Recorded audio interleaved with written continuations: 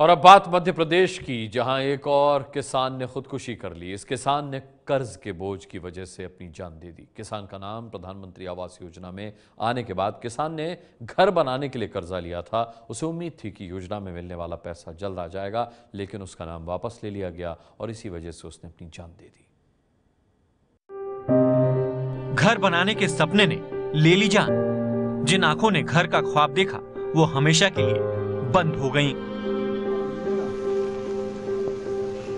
छोटे छोटे मासूम बच्चों के सिर से पिता का साया उठ गया।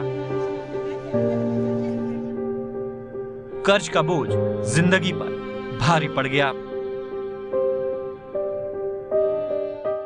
मध्य प्रदेश के छतरपुर के कीरतपुरा गांव के किसान सुंदर चराड़ कुछ महीनों पहले तक बेहद खुश थे। वजह थी उनका प्रधानमंत्री आवास योजना में नाम निकलना।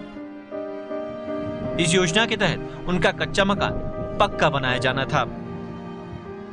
किसान सुंदर के अकाउंट में 40,000 रुपए भी आ गए थे।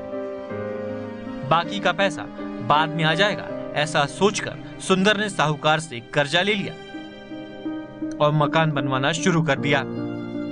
लेकिन अचानक ऐसा हुआ जिसके बारे में सुंदर ने सपने में भी नहीं सोचा था। सुंदर को इस योजना के लिए अपात्र मानकर उनका पैसा रोक दिया गया। मेरे पिताजी सर एक बार कुटी आई सर, और ये सरकारी योजना है और मेरे पिताजी का उसमें नाम आ गया सर। एक बार किस्त आ गई 40,000 की, तो जनवरी अप्रैल में आई थी। फिर अभी उन्होंने आपात कर दी, तो हमारे पिताजी तंग आ गए। बोले हम लोग, पिताजी ने हमारे गांव से कर्जा ले लिया और उनको बहुत कर्जा हो गया, जिसकी वजह से टेंशन में थे। किसान सुंदर के पास सिर्फ 2 बीघा जमीन थी, जिस पर खेती करके वो अपने परिवार को पालते थे। लेकिन मकान बनाने के लिए कर्जा लेने के बाद उसके अपात्र घोषित हो जाने से वो बेहद परेशान चल रहे थे। घर वालों के मुताबिक सुंदर पर कई लोगों का कर्जा भी था, जिसे नहीं चुका पाने के चलते उन्होंने जहर खाकर अपनी जान दे दी। 40,000 आए, फिर इसके बाद नहीं आए तो उनने गांव से, यहाँ बैंक है उस बैंक से निकाले। फिर बच्चन का पालन पोषण किया, स्कूटी में लगाया और बकुटी नहीं बन पाई। उसी गम में, सब गम में, कर्ज में और बच्चन के पालन पोषण में, सब खाने के लिए नहीं होता था, इसलिए परेशान होकर सुल्पास खा चुके। प्रधानमंत्री आवास योजना के तहत ग्रामीण समतल इलाके के उन लोगों को जिनके कच्चे मकान हो 1,20,000 रुपए दिया जाता है। अगर परिवार का सदस्य 90 से 95 दिन में खुद घर में शौचालय बनाने का काम करे तो 12,000 रुपए भी मिलते हैं।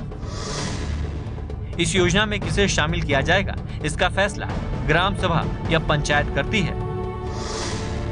मध्य प्रदेश में 2016 से 2019 तक 11,77,482 घर बनाने का लक्ष्य रखा गया है।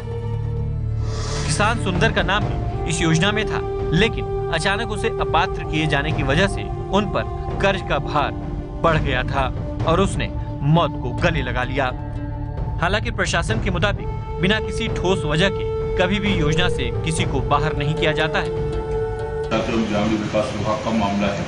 आपके संज्ञान से, आपकी सूचना से ये मामला संज्ञान में आया है। वरिष्ठ अधिकारियों को बताऊंगा और ये मामला क्या है इसकी तहकीकात की जाएगी, और यदि उसका पैसा रोक लिया गया तो उसके पीछे कुछ ना कुछ वाजिब वजह रहेगी।